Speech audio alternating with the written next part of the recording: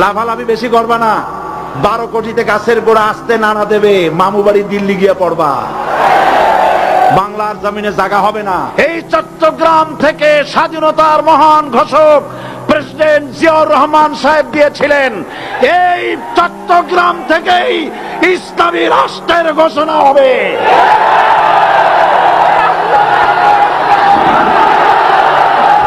আমাকে যারা রাজাকার বলবে তারা পিতৃ পরিচয়হীন অবৈধ সন্তান। 1971 সনে শোনো মুসলমানেরা, বিড়ালের মতো 500 বছর বেঁচে থাকার কোনো লাভ নাই, সিংহের মতো 1 ঘন্টা বাঁচতে চাই। প্রধানমন্ত্রী সুদ্ধা অন্তত 3 শতাধিক পার্লামেন্টের সম্মানিত সদস্যরা সেদিন বসা। 1997 সনের বাজেট বক্তৃতা যখন আমি করতেছিলাম, ডক্টর কুদরতে খোদা, নাম রাখছে কুদরতে খোদা, আসলে গজবে খোদা। এই লোকটি নাস্তিক, ইসলামের চূড়ান্ত দুশমন। তার প্রণীত শিক্ষা ব্যবস্থার যখন সমালোচনা করছিলাম, ট্রেজারি বেঞ্চ থেকে আমাকে বলা হলো রাজাকার। আমি আমার সমস্ত শক্তি একত্রিত করে বলেছিলাম, শুধুমাত্র হিন্দুস্তানের রাজাকারেরাই আমাকে রাজাকার বলতে পারে। আমি বলেছিলাম 1973 সন পর্যন্ত আমি বাংলাদেশের কোন রাজনৈতিক দলের নেতা এবং কর্মী ছিলাম না। আমি রাজাকার নই। আমাকে রাজাকার বলে যদি তাকেও প্রমাণ করতে না পারে, 10 কোটি টাকার মানহানি মামলা দায়ের করব। আমার এই বক্তব্য সারা দুনিয়া শুনেছে, পার্লামেন্টে আমার এই বক্তব্য রেকর্ড হয়ে আছে। সেদিন 3 শতাধিক পার্লামেন্ট মেম্বারের কেউ আমার চ্যালেঞ্জ গ্রহণ করেন নাই।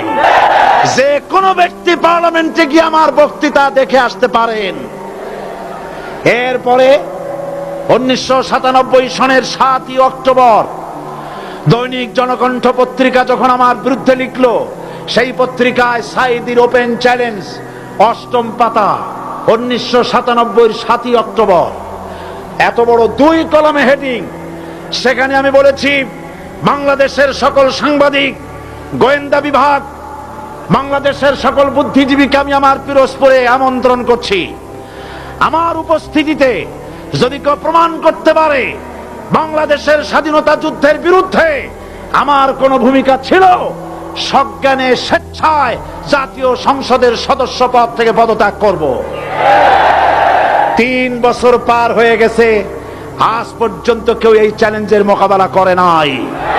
সুতরাং আমাকে যারা রাজাকার বলবে তারা পিতৃ পরিচয়হীন অবৈধ সন্তান। 1971 সনের শোনো মুসলমানেরা, 1971 সনের কোন কাদা সাইদির গায়ে লাগে নাই। আমাকে রাজাকার বলে জনগণ থেকে বিচ্ছিন্ন করবা, জনগণ থেকে আমারে বিচ্ছিন্ন করা যাবে না। কারণ এই জনগণ আমার জন্য আসে না, এই জনগণ আসে আল্লাহর কোরআনের জন্য।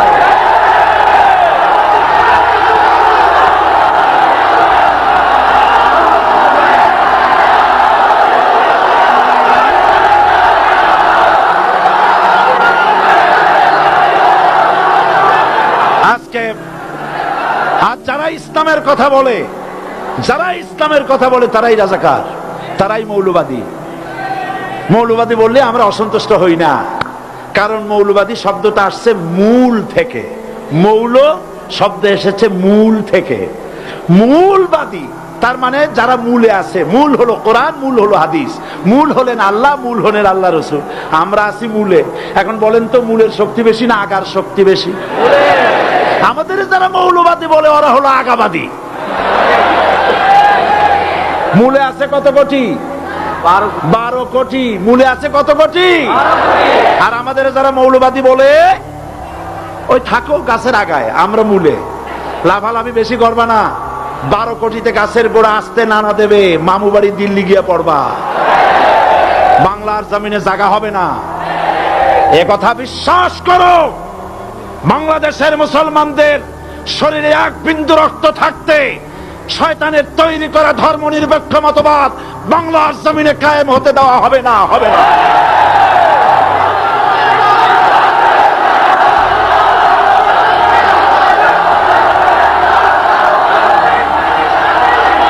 রাসূল করিম সাল্লাল্লাহু আলাইহি ওয়াসাল্লাম কোরআন প্রতিষ্ঠার জন্য আন্দোলন করেছিলেন।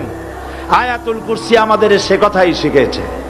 আল্লাহ রাব্বুল আলামিন বলেন, আল্লাহু লা ইলাহা ইল্লা হুয়াল হাইয়ুল কাইয়্যুম। প্রাণ খুলে পড়েন, আল্লাহু লা ইলাহা ইল্লা হুয়াল হাইয়ুল কাইয়্যুম। আল্লাহ হচ্ছেন তিনি যিনি ছাড়া কোনো ইলাহ নাই, আইনদাতা নাই, বিধানদাতা নাই। আমরা মানুষের তৈরি করা আইন মানি না। 12 কোটি মুসলমানের দেশে আইন তৈরি করবে মানুষ, আমরা মানব না। নির্বাচন ঐক্যবদ্ধভাবে হবে এবং কোরআন হবে, আল কোরআনের পার্লামেন্ট হবে বাংলাদেশে।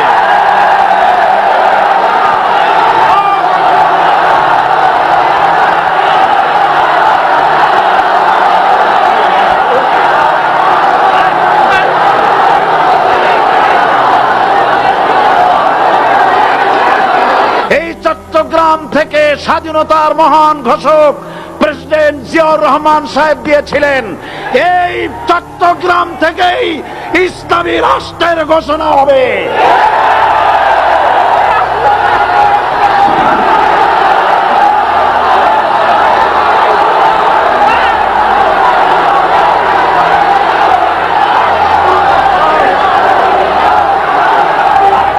আমি আশাবাদী আপনারা অবশ্যই তা পারবেন। আমি 100% বিশ্বাস করি ইনশাআল্লাহ। কারণ যে ষড়যন্ত্রের মোকাবেলা করে স্থানীয় রাজনৈতিক দলের নেতৃবৃন্দ কোরআনের মাহফিল সিনায় এনেছেন, আমি প্রথম দিনই বলেছি চট্টগ্রাম তাফসিরুল কোরআন মাহফিল কোন রাজনৈতিক দলের প্রতিনিধিত্ব করে না। এটা কোন জামাত শিবিরের একক সম্পদ নয়, এটা চট্টগ্রামের মুসলমানদের কলিজার টুকরা তাফসিরের মাহফিল। সুতরাং 144 ধারা 288 হয়ে গেছে, ষড়যন্ত্র পায় পায় চলে গেছে। আমি ওই সব ছেলেদের বলি, সরকারি দলের ছাত্র হইয়া মুসলমানদের বিপক্ষে যাইও না। এদেশের ভাট আমাকে কথা বলতেই হবে ইনশাআল্লাহ। কারণ আগামীতে আবার আপনাদের সাথে দেখা হবে কিনা আমি জানি না, কথা বলতেই হবে। বসেন, কেউ দাঁড়িয়ে থাকবেন না। আমি দেখতে পাচ্ছি বাংলাদেশের ভাগ্য আকাশে উত্তর গগনে কালো মেঘ জমা হয়েছে, ঝড়ের পূর্বাভাস লক্ষ্য করছি। যদি মোকাবেলা করতে না পারেন সক্ষম ভাবে, এমন অন্ধকার গাঢ় কালো অমাবস্যার রাত আসতে পারে যার সুবে সাদেক হওয়া অসম্ভব। সুতরাং আপনারা কি কাপুরুষের মতো কাফের মুশরিকদের গোলামি করে মরতে চান? বিড়ালের মতো 500 বছর বেঁচে থাকার কোনো লাভ নাই। সিংহের মতো 1 ঘন্টা বাঁচতে চাই। আমাদেরকে বলা হয় সাম্প্রদায়িক উস্কানিমূলক কথা নাকি আমি বলি। পত্রপত্রিকা দিছে না তারা, সাম্প্রদায়িক উস্কানি কথা। সাম্প্রদায়িক উস্কানিমূলক কথা বলি, সেই জন্যই বোধহয় শত শত মুসলিম আমাদের কাছে এসে মুসলমান হয়। মানুষে আর বোকা বানানো যাবে না। যাবে কি? আর বোকা বানানো যাবে?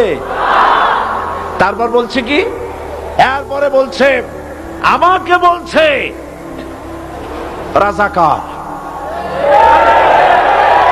শুনে রাখো চট্টগ্রামের লক্ষ লক্ষ জনতা, পার্লামেন্টে যখন আমাকে এই কথা বলা হয়েছিল, আমার পার্লামেন্টের কলিগ জাফরুল্লাহ চৌধুরী সাহেব বসে আছেন এখানে,